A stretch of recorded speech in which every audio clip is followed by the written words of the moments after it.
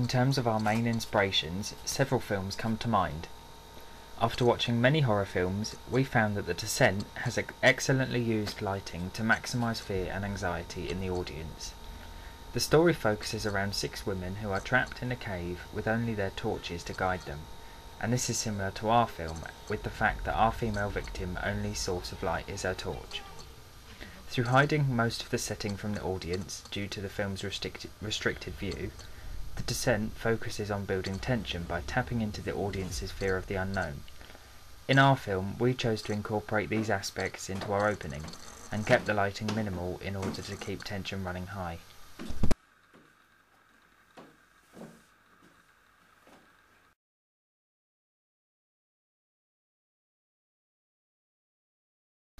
Another film which made use of a technique my group liked was Quarantine. The film is filmed entirely in first person, with the audience viewing the film from the point of view of a cameraman wielding his camera. We decided to take ideas from this film and incorporate a point of view shot into our own opening, as we felt it would not only vary the shot types used, but help to include the viewers in the film. This shot type is known to add to the sense of unease and tension found in real horror films, and we hope to create a sense of claustrophobia as our camera moves towards the small staircase in our film.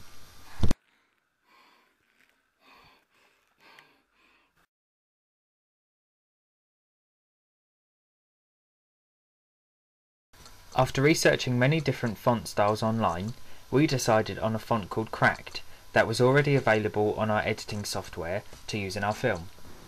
This style of font is very harsh and eerie, and has sharp edges which link with the genre of horror. We believed the style of font we used in our film would be typical for a real horror film, and in fact many different horror films use fonts which are similar in style to ours, including the film Seven. As you can see, both fonts seem creepy and are written in an irregular way, which unnerves the audience. We decided we would choose a name for our film that linked in some way with real estate or the process of moving into a new house, as our film revolves around this process. We eventually settled on The Occupant, as it directly links to the plot of our film and sounds quite sinister. After researching and trying out different font styles that would be regarded typically scary, with irregular shaped letters and blood-like patterns, we found that in fact numerous real horror films actually use simple and bold font styles instead. This creates a more sophisticated look and avoids running the risk of looking cheesy. Therefore, we made our title font very basic, bold and in capitals, making it stand out. We chose to use several props in our opening. We decided to open our film with a shot of a painting of a naked woman embracing a white swan. Alfred Hitchcock used similar paintings in his film Psycho, and these paintings could symbolise being trapped or confined, and could therefore imply that women are seen as a form of trophy. We felt that including this painting in our film would achieve an effective result, perhaps foreshadowing our victim's eventual confinement within the house. We also decided to make use of the other props that were already available within the house that we filmed in, including a sculpture of Shakespeare's face. Shakespeare commonly wrote plays focusing around tragedies, often including or resulting in death.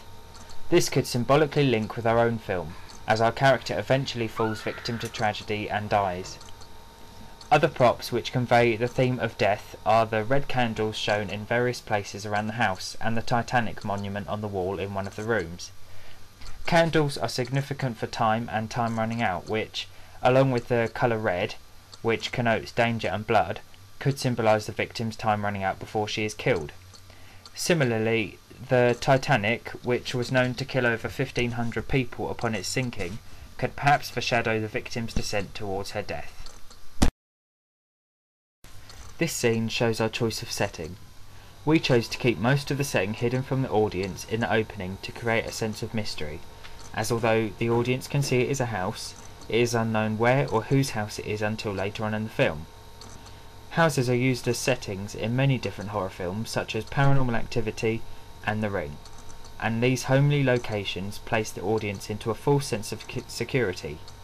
Through choosing a location that is familiar to most audiences, the sense of realism is increased, and we followed this convention in the hope that audiences will be able to relate to the setting and thus will be more involved in the story. In terms of characters, our victim is introduced in this scene, and the audience can tell that she is worried and scared due to her facial expressions. We chose to use dark shadowy lighting, with the torch being the only source of light in the room, to make her character seem vulnerable, like most victims in horror. The juxtaposition between the bright light coming from the torch and the dark lighting all around the house could suggest that our main character is typically good, whereas the house is evil, making the audience feel more sympathetic towards our victim. A film which shares similarities to our own in regards to its characters is Scream. In the opening scene, Drew Barrymore is introduced to the audience as she wanders through her house whilst being terrorised by a villain. The low-key lighting, whilst not being as dark as our film, still makes the victim seem vulnerable.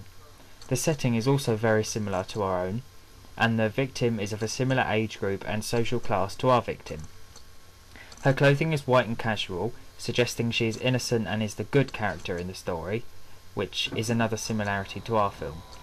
Therefore, the way in which both Scream and The Occupant introduce their characters is effective, as the audience's sympathy is maximised due to the familiar setting, vulnerability of the young female, and portrayal that she is good when compared to the evil villains in the story.